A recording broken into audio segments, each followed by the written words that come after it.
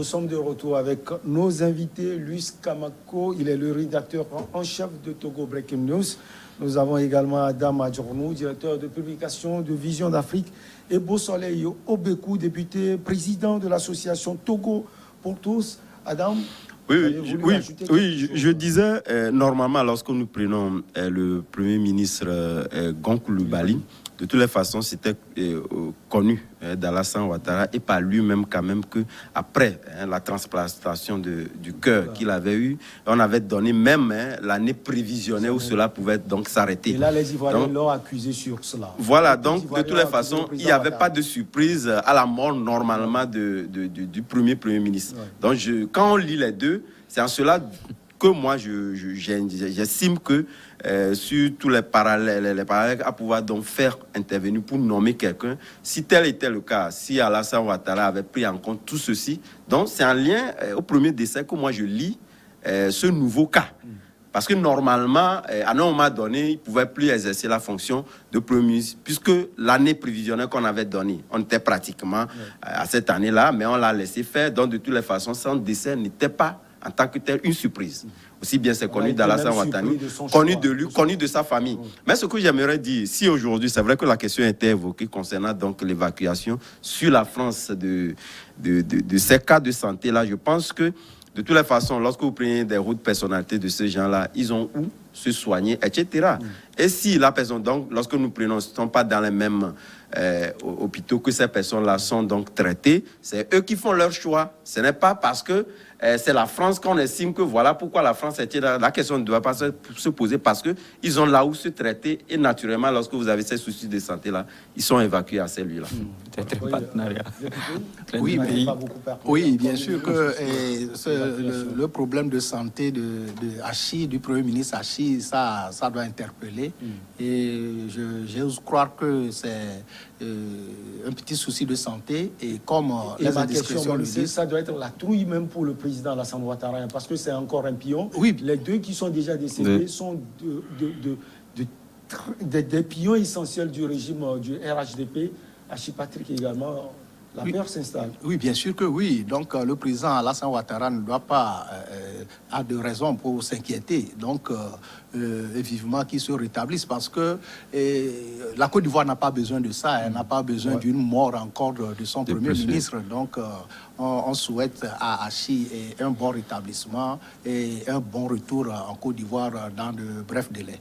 Allez, on passe en Centrafrique. La France a déploré mercredi une instrumentalisation de l'arrestation à Bangui, la capitale, d'un Français détenteur, selon les autorités centrafricaines, et leur soutien russe d'un arsenal d'armes de guerre.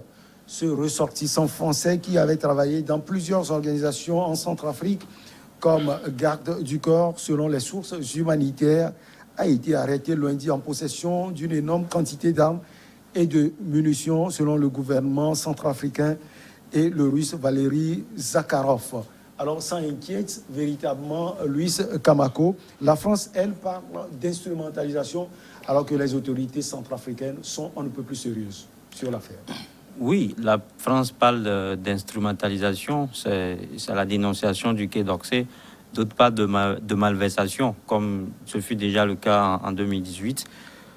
Je pense que c'est de bonne guerre là-bas en Centrafrique parce que il y a la présence russe, qui également a du goût, a du plaisir pour le sous-sol centrafricain. Je pense que déjà en 2018, comme je le dis, Facebook a déjà publié a déjà supprimé 3 trolls venant en fait, des autorités russes qui justement accusent la France à tort et à travers. C'est une guerre diplomatique ouverte entre les deux camps. C'est vrai, aujourd'hui, les faits sont là. La France va à la dénonciation et les autorités centrafricaines parlent justement de ce complot-là, de ce mercenaire-là qui veut justement déstabiliser le pays. Maintenant, à chacun de porter ses preuves. si la France le dit, je pense que c'est sa réponse contre celle des autorités centrafricaines, mais les faits sont là, les faits sont têtus. Il va falloir que chacun des deux camps apporte des preuves palpables. Monsieur Obekou, c'est la guerre diplomatique également qui s'installe. Hein. On sait que la France est en train de perdre du terrain en reprise centrafricaine. Et c'est normal que la France sorte aujourd'hui et dise qu'il y a complot contre elle. Oui, au fait, il faut qu'on clarifie bien la situation, qu'on dise pour qui ce mercenaire travaille. Ouais. Donc, le jour d'aujourd'hui, on n'a pas cette information-là. C'est quelqu'un qui a été arrêté, qui est dit, il est mercenaire. Les mercenaires, là où il y a la guerre, il y a aussi les mercenaires. De part et d'autre, les gens achètent les mercenaires ou font recours au service des mercenaires sur le plan de la sécurité. Ce mercenaire-là, c'est pourquoi je dis qu'il y a beaucoup d'informations, beaucoup d'éléments qui manquent pour qu'on puisse bien juger ce qui se passe. Ouais. Si la France parle aujourd'hui d'instrumentalisation, nous savons qu'aux premières heures de cette rébellion ou de cette situation chaotique en Centrafrique, la France avait envoyé ses éléments, ses soldats pour aider le gouvernement centrafricain. Mais entre-temps, ils ont retiré de manière aussi... je peux dire brusque, voilà, de manière brusque, les soldats français de Centrafrique, alors que au même moment, les rebelles ou ceux qui combattaient le régime, le gouvernement avançait. Ils occupaient du terrain.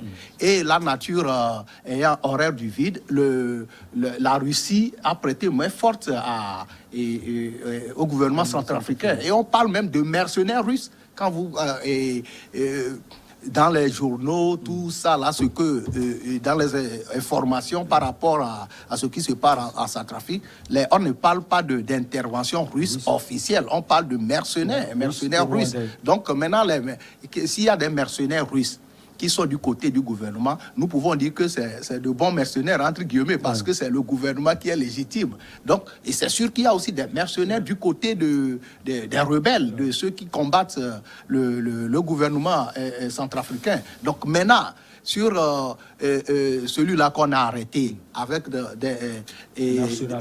l'arsenal qu'on a trouvé chez lui, est-ce que c'est vérifié? Tout ce qui se dit. Pourquoi la France parle d'instrumentalisation? Est-ce que ce n'est pas avéré le fait que ce monsieur, on le traite de français, il n'est pas français?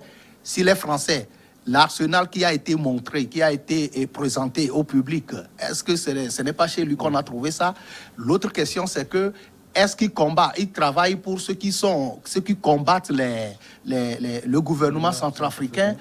À ces questions-là, il faut des réponses claires pour pouvoir juger vraiment de la situation. Mais maintenant, lorsqu'on parle de conseiller russe pour le président centrafricain qui parle d'arrestation d'un Français comme mercenaire, donc il y a des questions qu'il faut se poser. Et maintenant, lui vient de parler de guerre diplomatique entre la France et la Russie au niveau de la République centrafricaine. Qu'est-ce qui se passe? Qu'est-ce qui se passe au juste? Est-ce que la France, qui a entre-temps s'est retirée de Centrafrique, de la République centrafricaine, et qui a laissé la place, entre-temps, qui a été occupée par la Russie, et la France a encore des visées sur la République centrafricaine? Il faut se poser ces questions-là aussi. Mais sur le cas d'espèce, ce qui se passe, c'est qu'on a arrêté un homme. Si on a arrêté un homme, la Centrafrique aussi n'a pas parlé de complot français, mais on l'a présenté comme un Français. Donc déjà, ça peut embarrasser la République française aussi. Donc vivement, les prochains jours vont bien nous situer sur la situation de ce mercenaire-là, et nous allons pouvoir bien juger et analyser cette situation. Même question à vous, Adam. Guerre de désinformation contre la France, ou bien l'arrestation est avérée, comme le député l'a dit tout à l'heure? Non, vous savez, pour moi, c'est un coup médiatique qui passe mal. C'est un coup médiatique qui passe mal. Parlant même du retrait, je pense que c'est un retrait partiel. Les institutions diplomatiques sont toujours restées et la France a toujours ce tel-là regardant de la Centrafrique. Mais sauf que moi, ce qui m'inquiète, c'est que nous sommes en face d'un environnement où il y a toujours cette guerre-là, hein, c'est une sorte d'éternelle guerre entre ceux qui sont titulaires du pouvoir aujourd'hui et ceux qui l'ont exercé par le passé. Et ça, j'estime que si aujourd'hui il y a ce coup médiatique-là qui, à mon avis, est tonitruant, hein, lorsqu'on nous prenons les faits, c'est justement peut-être pour légitimer ces groupes armés-là que nous avions donc, au niveau de la Centrafrique. Puis c'est monnaie courante. On arrête chaque fois des gens en possession des armes, etc. Donc, on les place sous le coup des rebelles, etc. Et chaque jour, c'est monnaie courante. Et lorsque on nous dit que voilà, c'est un Français qu'on a arrêté et qu'on clame ça tout haut, est-ce que c'est dire désormais qu'on légitime en réalité ces groupes rebelles de par la Centrafrique?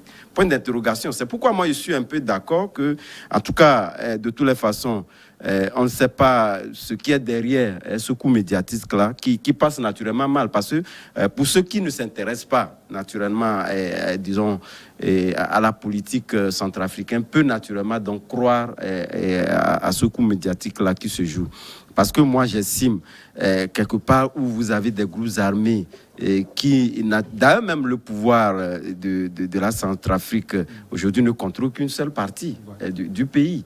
Et la quasi-majorité du pays est sous le contrôle des rébellions.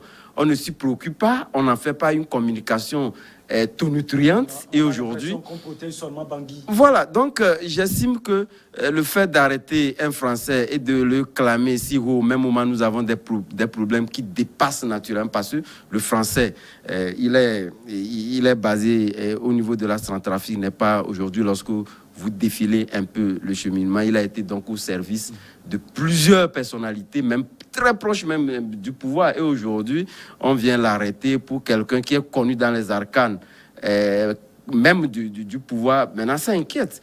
Or, le problème du mercenariat, c'est ce nouveau concept-là qui est incarné naturellement dans nos politiques. Aujourd'hui, c'est vrai, c'est les Wagner, lorsque nous prenons du côté de la Russie qui intervient, mais ailleurs également, il y a le mercenariat qui est là et on ne communique pas assez sur la question. Mais nous savons qu'après le terrorisme, c'est le nouveau concept qui refait surface. Ça existait par le passé dans la déstabilisation de nos politiques, de nos États. Aujourd'hui, sous d'autres refats, ça revient encore. Au Mali, il y en a plein, on n'en parle pas assez.